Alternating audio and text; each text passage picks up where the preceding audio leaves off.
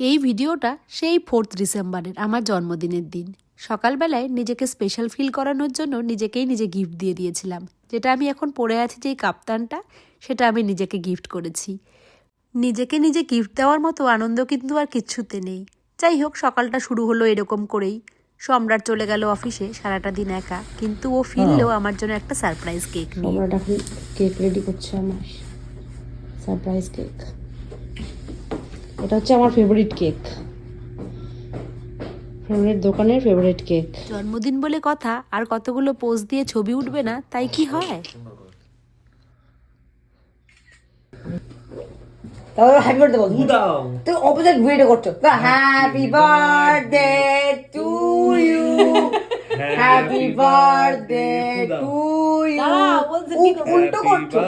Deer Dorothy, mummy happy birthday to you. বাহ, সুন্দর হয়েছে। এটা তুলে নাও। খারে খানে কাট করো। আহা, এটা খুলে ফেলো, ফেলো। Happy birthday dear me. Dorothy, me happy birthday to you. জীবনের এই ছোট ছোট আনন্দগুলো কেউ যদি এত ভালোবেসে এত যত্ন করে সেলিব্রেট করে, তাহলে তার আনন্দের সঙ্গে তো সামিল হতেই হয়। আর এইটুকুই তো পাওয়া বলুন, এইটুকুই জীবন। আর আমরা সব কিছুই খুব অনাড়ম্বরভাবেই করতে ভালোবাসি।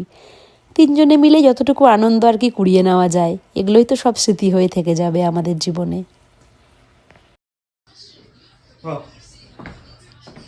দেখো তো, আর তো দিব নাকি তোমাকে?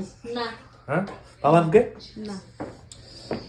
জন্মদিনের সব শেষে আমার পছন্দের খাবার মানে বিরিয়ানিটা নিয়ে এসে নিজের হাতে গুছিয়ে আমাকে সাজিয়ে খেতে দিয়েছে।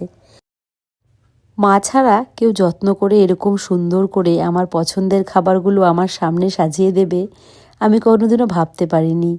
কিন্তু সম্রাট আমার প্রত্যেক বছর জন্মদিনে আমার পছন্দের খাবারগুলো এইভাবেই সুন্দর করে নিজে সাজিয়ে দেয়।